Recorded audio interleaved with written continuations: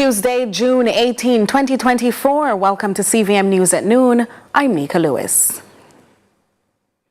Now, the Court of Appeal hearing to determine if Vybz Cartel and his 3 co-accused will be retried or rather released on Let's take back that story. The Court of Appeal hearing to determine if Vybz Cartel and his 3 co-accused will be released has been concluded. On Tuesday, the prosecution headed by acting DPP Claudette Thompson argued that the men should not be released due to a technical blunder. She stated that it is in the interest of the public, quote, that those persons who are guilty of serious crimes be brought to justice. In its reply, the defense said the only fair move would be to dismiss the charges against the men. The panel, comprising Justices Marva MacDonald Bishop, Paulette Williams and Lord David Fraser, indicated that the judgment would be available no later than the end of July. The Jamaica Constabulary Force, JCF, is responding to a video circulating on social media in which a woman is seen in a physical altercation with a policewoman. The video has been sparking concern on various platforms. It's reported that a team of police officers from the Spanish Town Police Station in St. Catherine responded to a call from a primary school administrator requesting assistance to remove a disruptive parent from the school compound. However, their attempts to do so peacefully failed. The situation escalated into a tussle between the 2 women, leaving the civilian injured. She has been arrested and charged for assaulting policemen and women and resisting arrest. On Tuesday, the JCF issued a statement in which they are reminding the public of the importance of complying with law enforcement during any interaction, especially in an arrest. In Jamaica, rape is defined as sexual intercourse between a man and a woman without the woman's consent. Some authorities have called for the definition to include men as well as other sexual activities that are non-consensual. Speaking on Lead Story yesterday, Jamaicans for Justice Director Sean Major Campbell says it's unfair to exclude males from the picture. Sexual intercourse means vaginal penetration by a penis. Vagina with a woman, penis with a male. Yes. Buggery is referring to another part of the body that is not designed for sex. So persons may, find sexual arousal and stimulation by various means, but the law is speaking the truth by affirming anatomy and biology, by saying that sexual intercourse is very scientifically defined by these 2 particular parts of the body, the penis and the vagina. And so the law as it currently stands is accurate in terms of science, and it must be upheld. We understand the concern that MP Hannah has raised in terms of the difference in sentencing, yes, and we appreciate and that sensitivity, but that can be resolved. There are ways that can be resolved. For example, judges can apply the maximum for a successful conviction. They're not currently doing so in all cases, but also prosecutors can apply multiple charges per offense as the facts of the case determine. And so if the sentences run consecutively and the maximum is applied, you could arrive at quite a significant period for sentencing. So the problem that she has highlighted can be resolved with the current law as it stands. We apologize for the incorrect insert. That's actually Philippa Davies. Now, in continuing its support of Jamaica's cultural legacy, J. Ray and Nephew Limited has announced its $20 million partnership with the Ministry of Culture for the grand celebration of Jamaica's 62nd year of independence. The company previously committed to a 3-year, $90 million partnership with the government to support Reggae Month activities. Now, with the plans for Jamaica 62, they aim to commemorate the nation's rich cultural heritage through various initiatives. The partnership will see the Campari subsidiary sponsoring key events on the Jamaica 62 calendar. These include the Jamaica Festival Song, Jamaica Festival Queen, and Jamaica Culinary Arts Competition. In addition to the National Festival of the Arts, the Governor General's Independence Reception at King's House and the National Grand Gala. This investment was formalized in a $20 million agreement signed on June 12. LATAM, the largest airline in Latin America, will resume non-stop flights on December 1 this year between Lima, Peru and Montego Bay, Jamaica. This comes after a successful summer tourism sales mission led by Tourism Minister Edmund Bartlett and officials from the Jamaica Tourist Board. Senior advisor and strategist for the Tourism Ministry, Delano Seavride, says the development is a good move for Jamaica. This is a major development. LATAM is the largest airline in Latin America. It's a big boost for tourism diversification strategies. We rely a lot on the US and Canadian markets for visitors. We always want to get more visitors from other areas around the globe. Latin America is right there, and we need to better connect with that whole continent. So the South American market is very important to us. We have had some focus on it. We do get business out of Argentina and Chile, but the challenge has always been the airlift. That LATAM has committed to 3 weekly flights per week between their Lima, Peru hub, which is a major hub there in South America, and Montego Bay gives us better access to those markets. So it's a major plus for Destination Jamaica. It's a major vote of confidence in Jamaica and our tourism product, and we're very, very happy that LATAM, which is the largest airline in Latin America, has decided to formally commence services between South America and Montego Bay. The government says it wants to create more opportunities for the country's youth. For that reason, an exposition and health fair recently held in Clarendon displayed the many offers available to future employers and employees. Trisha Gay Kelly tells us more. Students from primary and secondary institutions were all recently invited to a life-changing opportunity in Clarendon, one the government believes can encourage them to explore the working options available in the public sector. At the Expo and Health Fair, Member of Parliament for North Central Clarendon, Robert Nestor Morgan, says it will give the students the chance to learn more about the opportunities ahead. We have about 10 schools who have come out to experience the Jamaica Fire Brigade, the Jamaica Defense Force, the RGD, and several other government agencies that are here to expose our young people to the various careers and opportunities that exist in government and outside. He says the event was well received by the residents, some of whom were able to fulfill plans they reserved for their visit to specific government agencies. We recognize that it's very challenging for many of our residents to travel to get the services of government. So we decided to bring government to them. Well, we have heart. Currently we have 20 persons doing their heart certification. We have the Jamaica Constabulary Force. We have people trying to become members of the police. And the response has been good, especially from the schools, the young persons. Some of them came out in their career day uniforms. With the encouraging outcomes, the Member of Parliament is hoping to repeat the feat. It's a tremendous success. The fact that we had so many young people coming out, the fact that we have so many other persons come who did their health checks, who got the benefit of the National Health Fund and the Clarendon Health Department, who got the help of Heart Trust and STA. This is something that is really amazing, and I will be keeping it again next year. Trisha Gay Kelly, CVM News. Well, we take a quick break. CVM News at noon returns in a moment.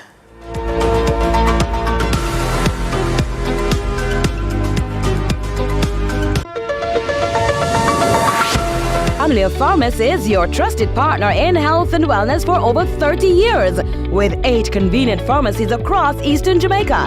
Supermed Mall Pharmacy, Supermed New Kingston, Supermed Pepin, Supermed Port Antonio Pharmacies 1 and 2, Claire's St. Mary, Lloyd's St. Thomas, and a convenient drive-through at our Hughenden location where you can get your medication without leaving your car. We're dedicated to providing you with the highest level of care. Experience the difference with Supermed Family of Pharmacies. Super happy, super healthy. And you go down and have a good day. Blessing. Supermed. There are certain moments in life you'll cherish forever, like finding love, realizing your life is going to change forever, creating your dream home. These are your great moments, and helping you to achieve them is ours. Chris and Charles, powering great moments since 1992. When you think loans, think Chris and Charles.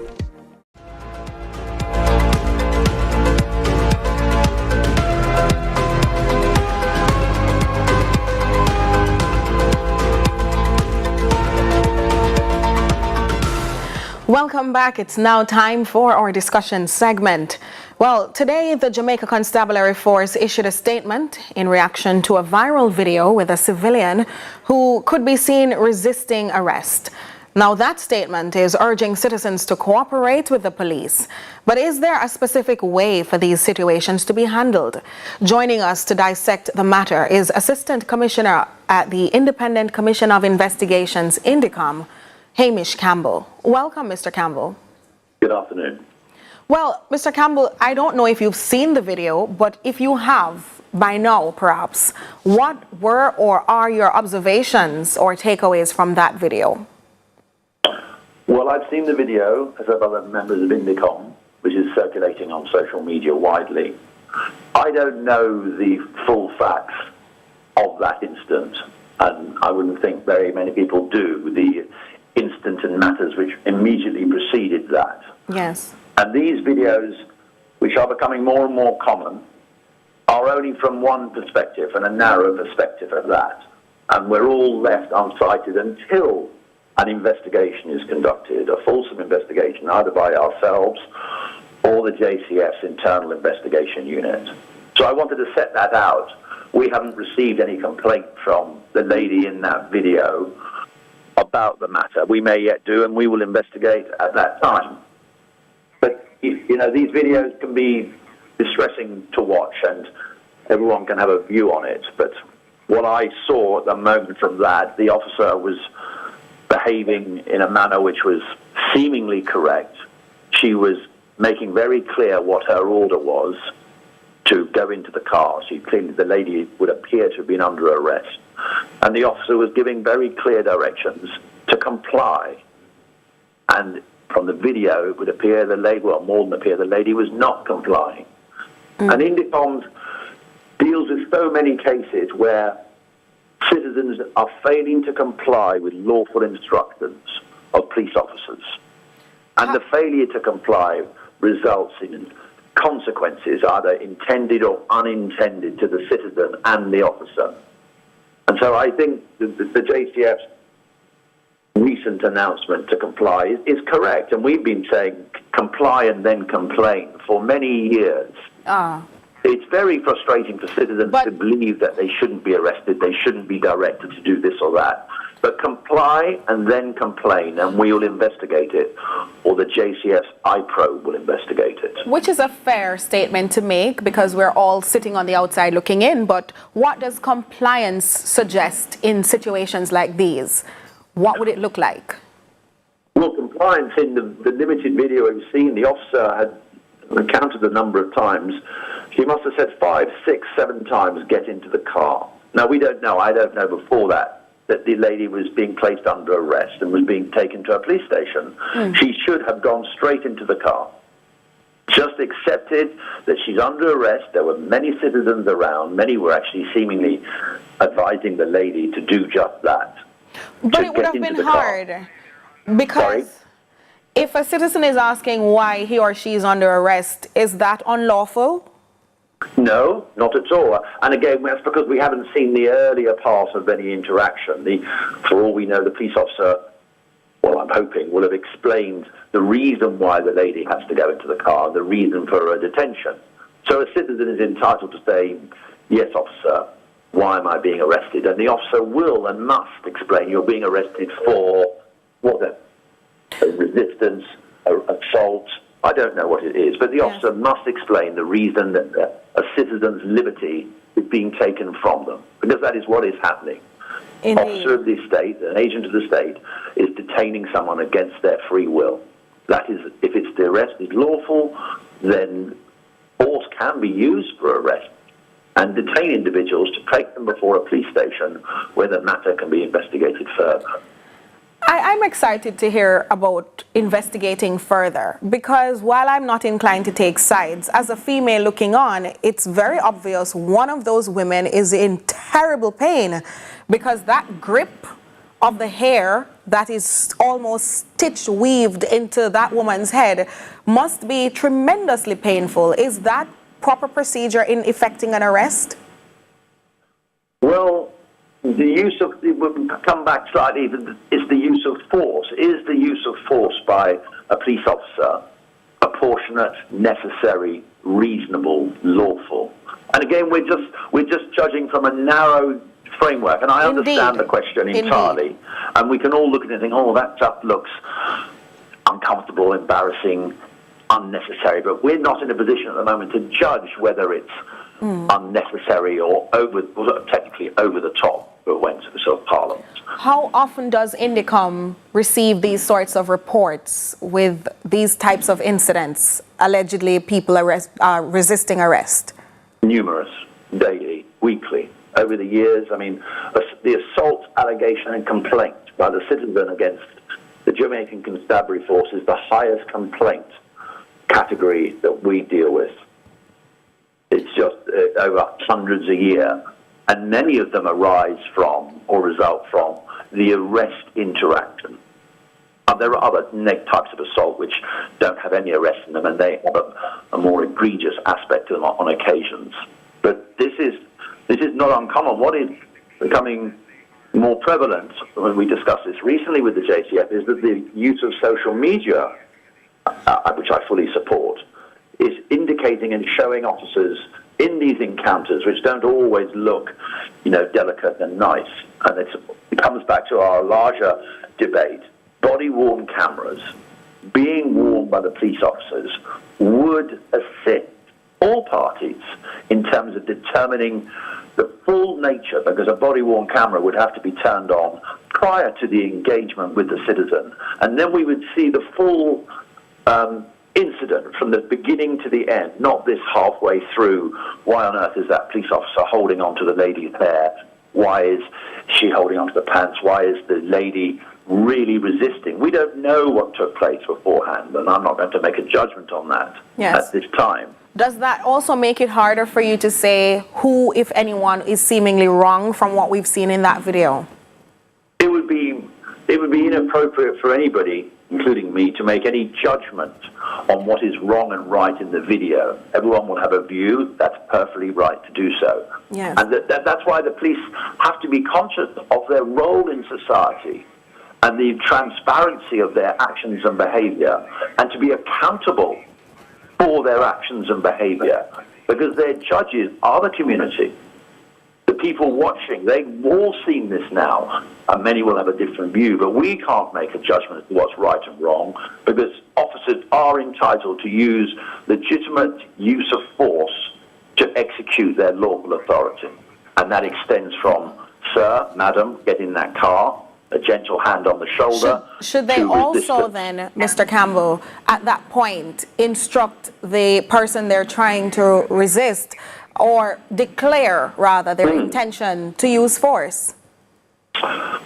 That's not actually a requirement under the law. Would it not de-escalate these situations quicker in many cases? It can do. I mean, certainly there's many techniques to de-escalate and trying to find a way through resistance. But again, we don't know whether the officer hasn't already said that. The video I've seen, the two ladies, the officer and the lady, are already physically touching and engaged with each other.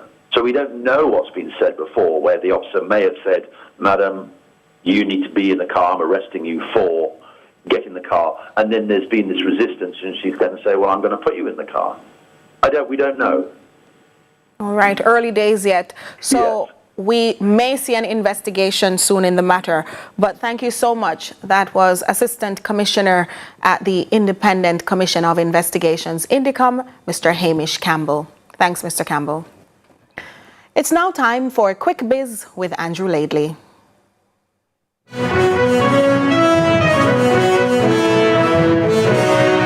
Deputy Managing Director at JN Bank, Gillian Hyde,